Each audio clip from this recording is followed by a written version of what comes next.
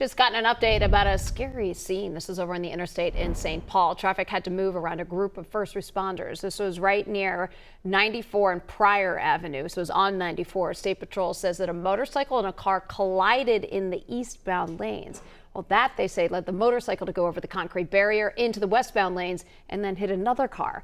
Now, both the driver of the motorcycle and the car are expected to be okay. 94 was shut down for about 45 minutes as troopers investigated. New this morning, a 17-year-old girl has died. This after a shooting in Brooklyn Park.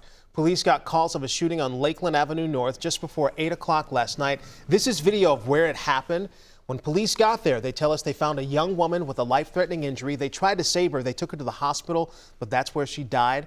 Officers tell us they are still searching for the suspect, so make sure you stick with WCCO throughout the morning. We'll let you know any updates as soon as we get them. And this morning, investigators are sharing a devastating update to a missing persons case. They are also vowing to continue their investigation into what happened to Manny Collins. The 7-week search for the 16-year-old, it has ended. Authorities found his body at a landfill in Elk River. Investigators tell us they believe someone killed him. I assure you it's a sobering experience to work in a landfill like that only to discover someone else's child. We all want to ensure that justice is served. Every available resource is being directed toward the lawful arrest of anyone responsible for Manny's death. And this morning we are hearing from Manny's grief-stricken family. Our Barrett Leone joins us from the live desk with more on their message. Barrett. Manny's death has left his family shattered, and while the search for him is over, the search for justice is not. Investigators say they have a person of interest, but they haven't revealed who that person is.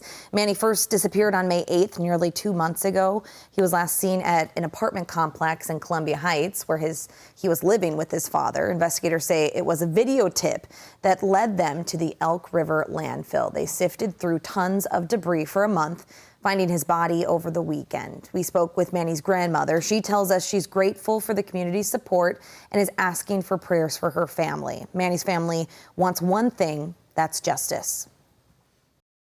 Like I was saying, I know they have enough evidence to bring that person down now.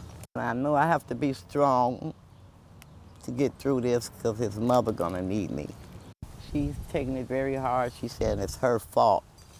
You know, but I keep telling her it's not your fault and that he's gone because God wanted him. And we do not know yet how Manny died. Investigators say they have a person of interest, the sheriff adding that they're using every available resource to make an arrest and get justice for Manny. Our Barrett Leone with that update from the live desk. Barrett, thank you. Well, in our nation's capital, lawmakers are running out of time to pass President Trump's big, beautiful bill before July 4th. Now, representatives in the House are scrambling to return to Washington, D.C. This is after the Senate passed an updated version of the president's sweeping budget bill. This would extend his 2017 tax cuts, increase border spending, and cut deep into health programs. New projections also suggest that the Senate's version would add trillions of dollars to the nation's deficit. CBS News' Jared Hill has the latest. Big beautiful bill this week. For House lawmakers, I'm going to have one big beautiful road trip. A race back to Washington for a vote on President Donald Trump's so-called big beautiful bill. Tuesday, the vice president votes in the affirmative. The bill as amended is passed. With 3 Republicans voting no, it narrowly cleared the Senate. The president's signature legislation would extend $4.5 trillion in tax cuts while adding new tax relief on tips and overtime pay. It also cuts roughly $1 trillion from healthcare programs like Medicaid and is estimated to add trillions to the deficit. Early this morning, the House Rules Committee adjourned after a marathon debate. This bill gets Americans back to winning again. If this ugly bill passes, it's going to get a lot uglier when people realize what's in it. House Republicans also slamming Senate changes. I'm against this because what the Senate did, I'll vote against it here, and I'll vote against it on the floor until we get it right. On Fox News, House Speaker Mike Johnson acknowledged a bumpy road ahead. Getting it done by July 4th will be purely poetic and perfect for all of us. President Trump yesterday showed optimism. We had a big day today. The bill passed, and I think it's going to do very well in the House. He's expected to speak to lawmakers over the next couple of days to shore up more support. Jared Hill, CBS News. The House is set to take up the latest Senate-passed version of that massive GOP spending package. They could take it up as soon as today. Critics of President Trump's big, beautiful bill rallied in St. Paul Tuesday. Hospitals around the state and country say they're facing uncertainty over how they'll provide care for their patients.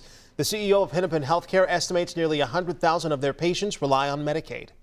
We're looking at $100 million or more in potential losses. These are projections and the bills are still evolving, but we're looking at, can we keep doing what we're doing? Can we keep doing what we're doing? Can we keep doing all of the things we're doing, most of the things we're doing? Can we survive?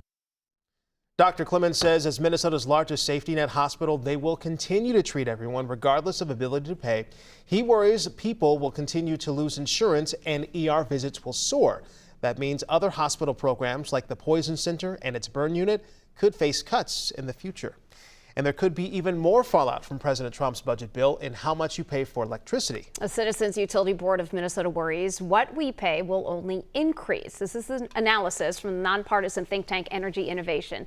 They say that in just 10 years, your home electricity costs would raise by 28%. Industrial costs could go up by 46%. Now, they point to the repeal of federal policies, funding programs, and tax credits that reduce electricity costs for everyday Minnesotans. Utility Board says that the bill will also cost Minnesota more than 14,000 jobs over the next 5 years. Their executive director released a statement saying, at a time when we need to focus on making energy more affordable, this bill is a huge step in the wrong direction.